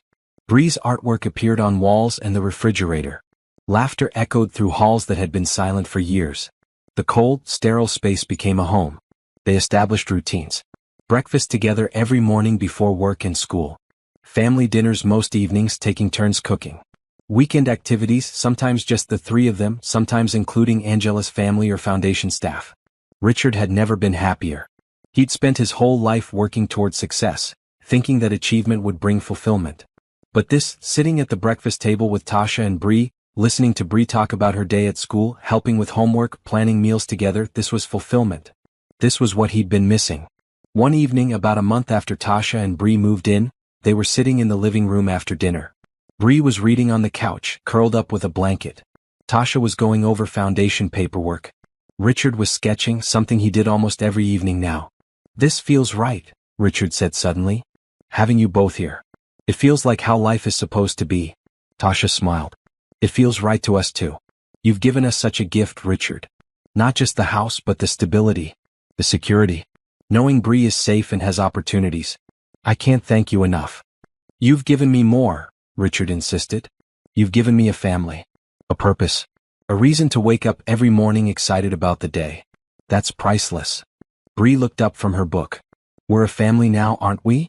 Not by blood but by choice." "The best kind of family," Richard agreed. "The kind you choose."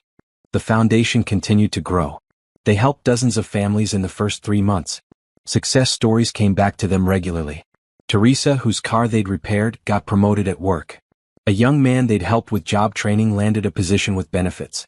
A single mother they'd assisted with childcare costs was able to go back to school. Every success felt personal. Every life change justified the work and the sacrifice. Richard also made peace with his past. He reached out to old friends he'd lost touch with, not all of whom responded, but some did. He had honest conversations about how he'd prioritized work over relationships, offering apologies and hoping for second chances. Some people accepted his apologies. Others didn't. He learned to be okay with that, understanding that he couldn't control how people responded to his attempts at reconciliation. He could only control his own actions and intentions. He also attended therapy, something Tasha had gently suggested. Every week he sat in a comfortable office and talked about his childhood, his fears, his tendency to push people away. It was hard work, confronting his issues, but necessary work. "I'm breaking patterns," he told Tasha one evening. "Patterns I've carried my whole life. It's not easy, but it's worth it." "I'm proud of you," Tasha said. "Growth is never easy. But you're doing it anyway." One Sunday afternoon, Angela and her family came over for a barbecue.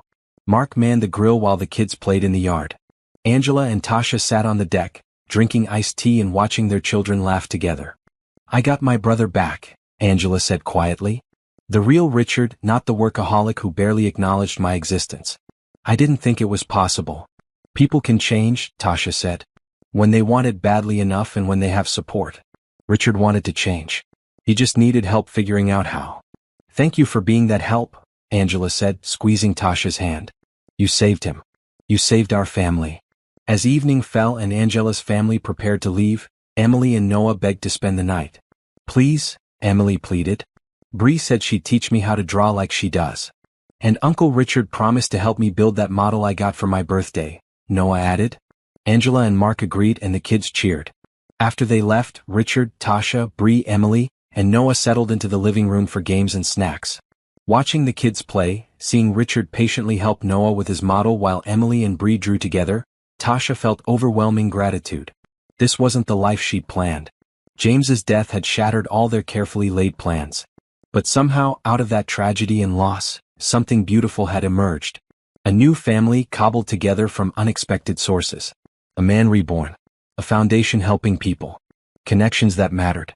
Life, she thought, was strange and surprising. Sometimes the wrong number was exactly the right call. Sometimes tragedy led to grace. Sometimes broken people helped each other heal. And sometimes, love came from the most unexpected places. 6 months after moving into Richard's house, Tasha enrolled in college. She'd been accepted into a social work program at the local university with a full scholarship that Richard had quietly arranged through the foundation. "I can't believe I'm doing this," she said on her first day of classes, looking nervous and excited. "I'm 32 years old, going back to school." "You're never too old to pursue your dreams," Richard said, handing her the new laptop he'd bought for her studies. "I'm proud of you." Bree was equally excited. "My mama is going to college," she told everyone who would listen. "She's going to help families just like she helped Mr. Richard." Balancing work at the foundation, classes, and motherhood was challenging. But Tasha found it energizing rather than exhausting. She was finally pursuing the dream she'd set aside when James died. She was becoming the person she'd always wanted to be. Richard supported her fully. He helped Bree with homework when Tasha had late classes. He took over some of Tasha's foundation duties so she could focus on studying. He made sure she had everything she needed to succeed. "You don't have to do all this," Tasha protested one evening when Richard brought her coffee while she studied. "I want to," Richard said simply. "You gave me a second chance at life. This is the least I can do." The foundation expanded its programs. They added mental health counseling, recognizing that poverty and struggle took emotional tolls that needed addressing. They partnered with local businesses to create job training programs. They organized community events where families could connect and support each other. Richard hired more staff, including several people who had been clients of the foundation. He believed in giving opportunities to those who understood struggle from personal experience.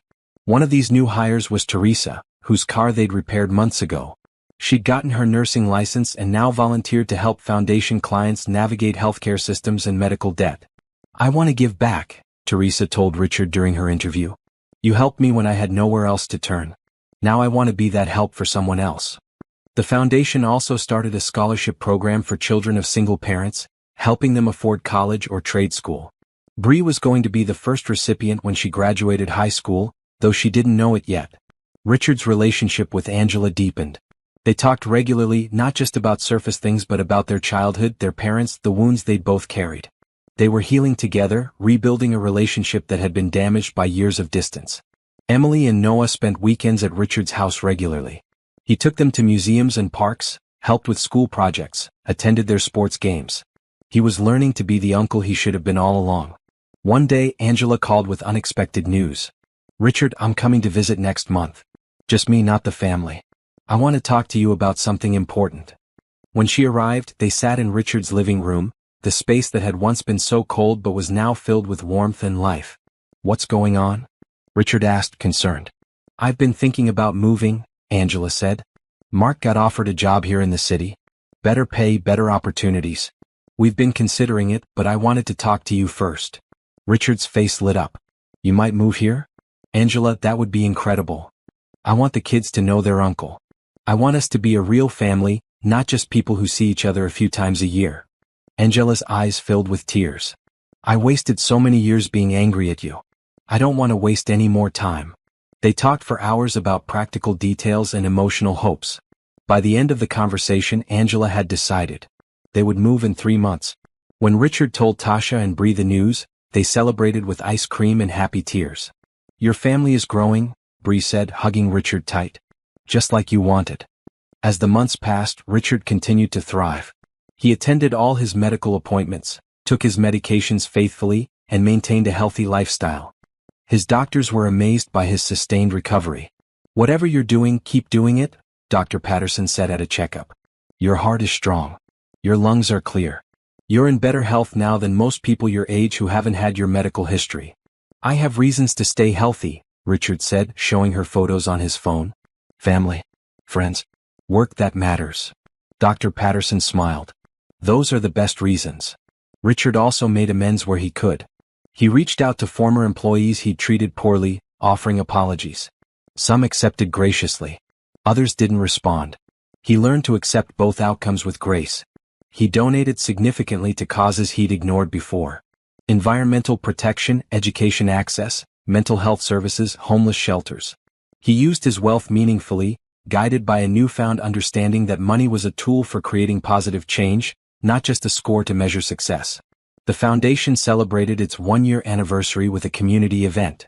Over 100 families they'd helped attended, sharing food and stories. Client after client stood up to share how the foundation had changed their lives. Teresa spoke about getting her nursing license and finding stable employment. A young man named Kevin talked about the job training program that helped him get hired as an electrician. Mother named Patricia described how counseling services helped her cope with depression and get back on her feet. Richard sat in the audience, tears streaming down his face. This was impact. This was meaning.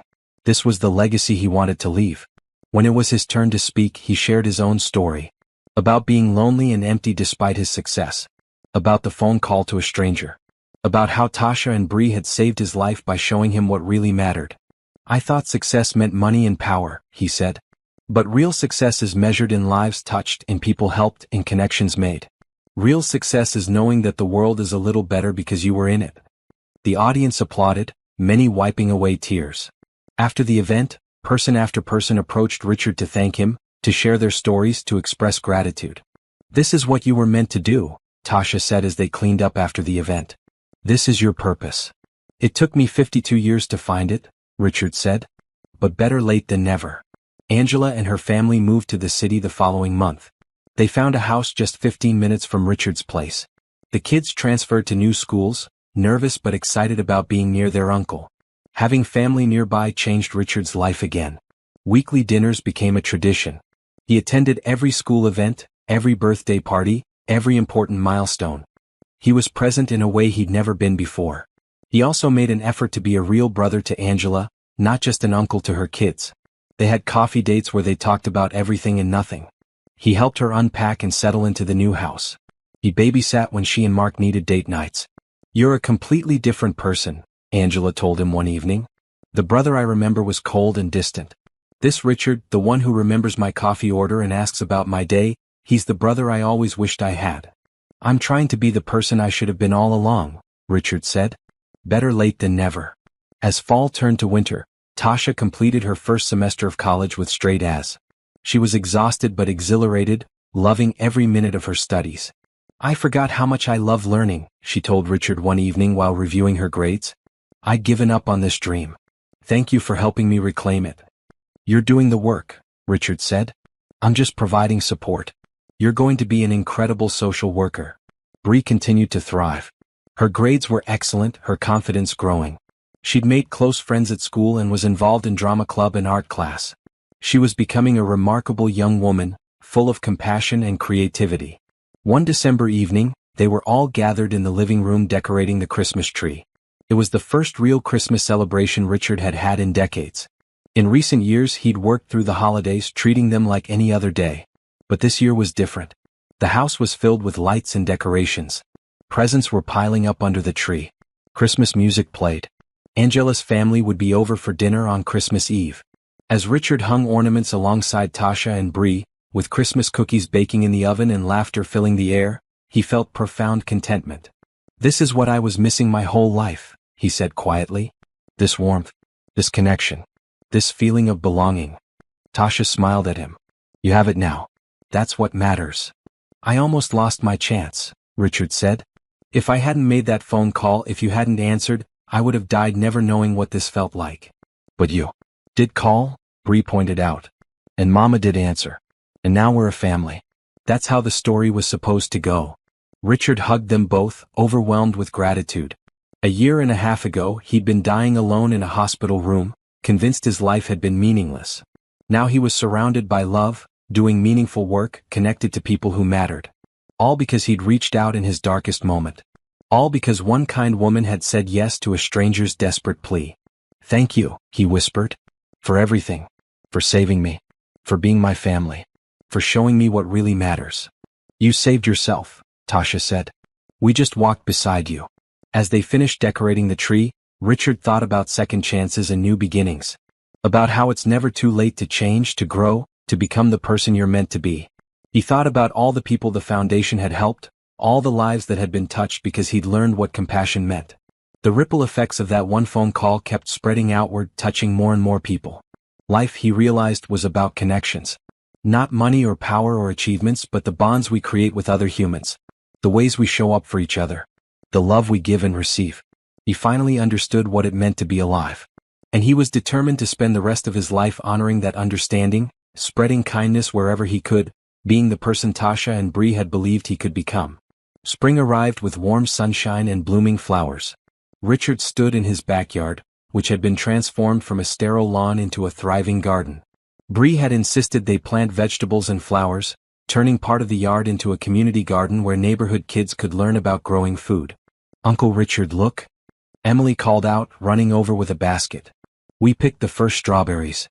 Richard examined the bright red berries with genuine delight. "These are perfect. Should we make strawberry shortcake?" "Yes," the kids chorused. Inside, Tasha was studying for finals, her second semester of college almost complete. She'd made the dean's list again, juggling school, work, and family with remarkable grace. Richard felt proud every time he looked at her dedication and determination. The foundation had helped over 200 families in the 18 months since opening. They'd expanded to include a community center with free childcare, job training programs, and educational workshops. Richard had donated significantly more money to ensure the foundation's long-term sustainability. But more than money, he donated time and heart. He knew every staff member by name, understood their stories, cared about their lives. He knew many of the clients too, following their progress, celebrating their successes. Teresa had become the foundation's healthcare coordinator, helping families navigate medical systems and find affordable care.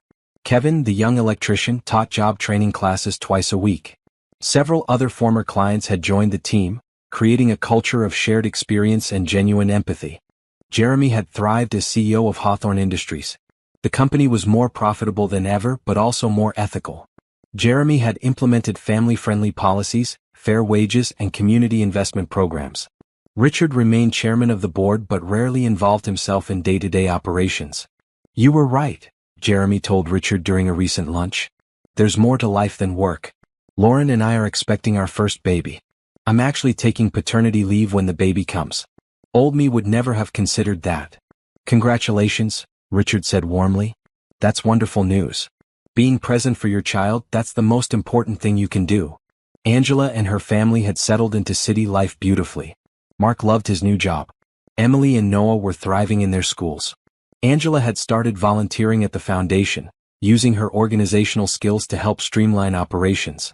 The two families, Richard's household and Angela's, had become deeply intertwined. Dinners together multiple times a week. Weekend activities. Holiday celebrations. The kids considered themselves siblings more than cousins. One Saturday in May, Richard gathered everyone for an announcement. Tasha, Bree, Angela, Mark, Emily, and Noah all sat in the living room, curious about the mysterious meeting. "I have something important to share," Richard began. "As you all know, this house has become a real home over the past year and a half. It's filled with life and love in ways I never thought possible. We love living here," Bree said immediately. "I'm glad. Because I want to make it official." Richard pulled out legal documents. "I've spoken with my lawyers. This house, along with a trust fund for ongoing expenses, is being put in all of your names. Tasha, Bree, you're not guests here. You're family. This is your home too." Tasha's eyes filled with tears. "Richard, you can't." "I can and I am," Richard said firmly. "You've given me everything that matters. Let me give you security. A place that's truly yours." "But what about your sister?" Tasha protested. "Angela should." "I have my own house," Angela interrupted, smiling. "This is right. You've been taking care of my brother, making sure he stays healthy and connected. Knowing you're here, that he's not alone, it gives me peace. Please accept this." Tasha couldn't speak through her tears. Bree hugged Richard tight and soon everyone was crying and hugging. "Thank you," Tasha finally managed. "This is beyond generous. I don't have words." "Then don't use words," Richard said. "Just keep being my family. That's all I need." Later that evening, after everyone else had left and Bree was asleep, Richard and Tasha sat on the back deck watching stars appear in the darkening sky. "I never imagined my life would look like this," Tasha said. "When James died, I thought all my dreams died with him. I thought I'd spend the rest of my life just surviving, just getting by. And now?" Richard asked. "Now I'm thriving. I'm going to college. I have meaningful work. Bree is happy and secure. We have a real home and a family we chose." Tasha turned to look at Richard. "You changed our lives." "You changed mine first," Richard reminded her. "Everything I have, everything good in my life, it all started with you answering that phone call. Do you ever think about what would have happened if I hadn't answered?" "All the time," Richard admitted. "I would have died that night or soon after. Alone and empty. Never knowing what real connection felt like. Never understanding what mattered." "I'm glad you called," Tasha said softly. "Even though it was the wrong number." "It was the right number," Richard corrected. "The universe knew what it was doing. I needed you. And maybe you needed me too." Tasha considered this. "Maybe I did. After James died, I was so focused on just surviving that I forgot about living. You reminded me that there's room for joy and dreams, not just struggle and survival." They sat in comfortable silence, watching the stars brighten. After a while, Richard spoke again. "I've been thinking about something. The foundation is doing well, but I want to expand it. Open branches in other cities. Help more people. And I want to write a book about my experience. About how close I came to dying and what saved me." "That's a wonderful idea," Tasha said. "Your story could help a lot of people who feel alone and disconnected. Will you help me write it?" Richard asked. "Our story, really? How one phone call changed everything." "I'd be honored," Tasha said. Over the following months they worked on the book together.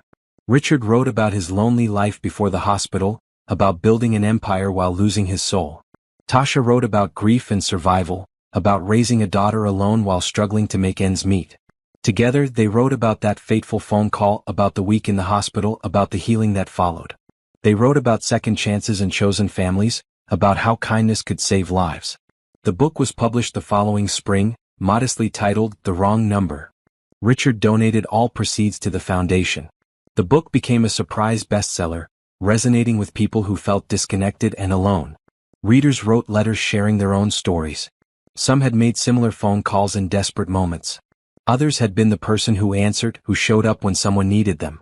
The book created conversations about loneliness, connection, and the importance of reaching out. Richard and Tasha did interviews together, always emphasizing the same themes. That it's never too late to change. That accepting help isn't weakness. That real success is measured in relationships and impact, not money or power. The foundation expanded to 3 more cities within 2 years. Each branch was run by someone with personal experience of struggle, someone who understood the clients from the inside. The model of dignity and respect remained central to every interaction. Tasha graduated from college with her social work degree. At the ceremony, Richard, Bree, Angela, and her whole family cheered so loudly they were asked to tone it down. Tasha walked across that stage with her head high, proud of herself for the first time in years. "I did it," she said afterwards, hugging Bree. "We did it. You've always been doing it, Mama, Bree said wisely. This is just one more step. Tasha began working as a licensed social worker at the foundation, using her new credentials to help clients more effectively.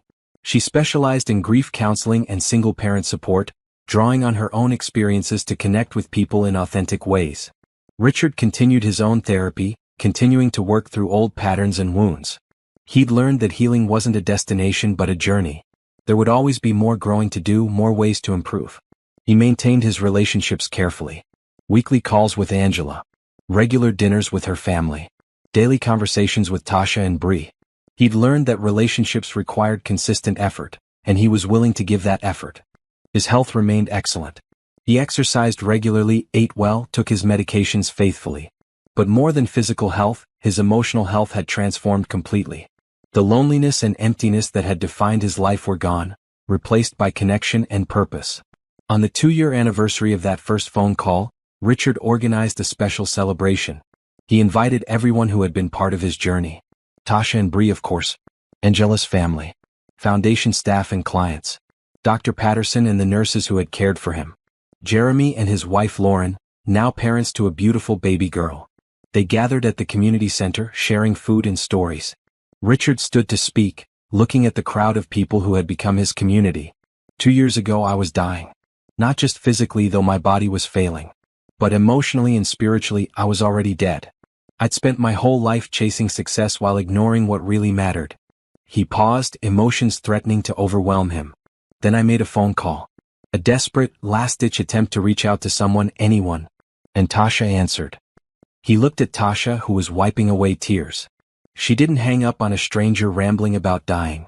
She didn't dismiss my fear as someone else's problem. She showed up. She brought her daughter. And they stayed. Richard's voice broke. They saved me. Not just by being present but by showing me what it means to truly live. To connect. To care about people. To use whatever resources you have to make the world better. He gestured around the room. This foundation exists because of that phone call. All the families we've helped, all the lives we've touched, it all traces back to one woman's kindness. To Tasha saying yes when she could have said no. The room erupted in applause. People stood, cheering and crying. Teresa called out, "Thank you, Tasha." Others echoed the sentiment. Tasha stood, embarrassed by the attention. I just answered a phone. Anyone would have done the same. But they didn't, Richard said. You did. And that made all the difference. As the celebration continued, Richard found a quiet moment with Tasha and Bree in a corner of the room. I want you both to know something, he said seriously. These past 2 years have been the best of my life. Everything before, all the success and money and achievements, none of it compares to having you as my family. You're our family too, Bree said, now 10 years old and growing into a thoughtful young woman. You're not my dad because Papa James was my dad. But you're my family. You're important to me. You're both important to me, Richard said. More important than anything. And I want to spend the rest of my life proving that. Being the person you believed I could be. Making you proud. You already make us proud, Tasha said, hugging him tight. Every single day. As the evening wound down and people began to leave, Richard stood at the community center entrance, shaking hands and hugging people goodbye. Person after person thanked him, shared how the foundation had changed their lives, expressed gratitude for his kindness. But Richard knew the truth. They had changed his life. Every person he helped, every connection he made, every moment of genuine care and compassion, it healed him a little more. They were saving him just as much as he was helping them. Driving home that night with Tasha and Bree, the car full of leftover food and comfortable silence, Richard felt complete. Not perfect, never perfect. Still working on himself, still growing and learning. But complete in the ways that mattered. He had family. He had purpose. He had connections that nourished his soul. He was making a real difference in the world, leaving a legacy of compassion rather than just capital.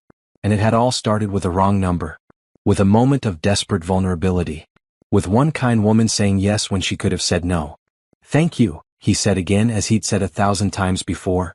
You're welcome, Tasha replied as she'd replied 1,000 times before. Always. As they pulled into the driveway of the house they all called home, Bree said sleepily from the back seat, "This is a really good story, isn't it? About how we all found each other." The best story, Richard agreed. And the best part is it's still being written. Every day we get to add new chapters. I hope we get to write chapters together for a long, long time, Bree said. We will, Tasha promised. This family, this chosen family, we're forever. And they were. Richard had finally found what he'd been searching for his whole life. Not in boardrooms or profit margins, not in achievements or acquisitions, but in the simple, profound act of human connection, in showing up for people, in caring deeply and loving fully. He'd learned that the most important call he ever made wasn't a business deal or a strategic partnership. It was that desperate phone call to a wrong number at 11:47 p.m. on a night when he thought he was dying. That call had saved his life. But more than that, it had taught him how to truly live.